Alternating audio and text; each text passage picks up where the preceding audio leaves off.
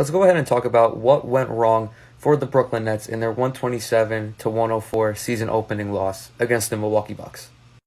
The Nets got off to a slow start to begin the game, and they just weren't able to recover. There wasn't anything schematically that I felt went wrong.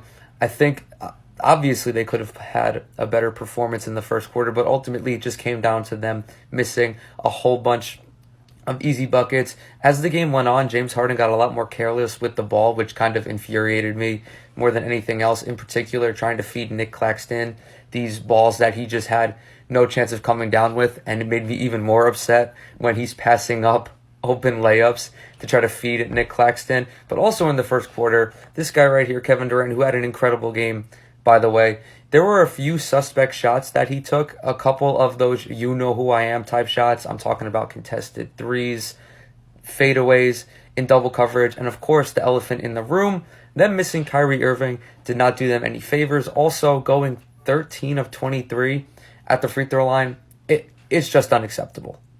However, things really fell apart on the defensive end, and there are two people at fault, Nick Claxton and Steve Nash. Nick Claxton was so hilariously ineffective as a defender. This guy was a literal turnstile. Milwaukee, when Nick Claxton was their primary defender, shot 57% from the field on 19 attempts, compared to just about 45% from the game for the game as a whole.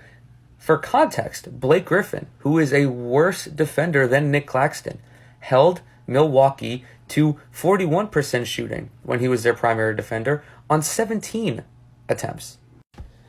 The other guy who's at fault, Steve Nash, for not putting Bruce Brown in the game any sooner. I have no idea what the fuck Steve Nash was thinking about. I'm not going to be any nicer to him this year in terms of critiquing him because it's his second year, dude. You can't have these rotational blunders as a second-year head coach, especially with someone like Bruce Brown, who was on the team with you the year before. You saw how effective a defender he was all throughout last season, throughout the playoffs. He held opponents to 36.6% shooting from the field, and this includes Chris Middleton and Drew Holiday. When they were defended by Bruce Brown in the Eastern Conference semifinals, they were held to 31.7% shooting.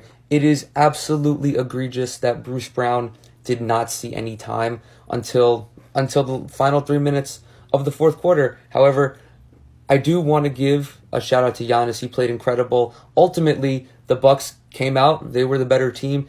And luckily, I don't think any of these issues are unfixable for Brooklyn.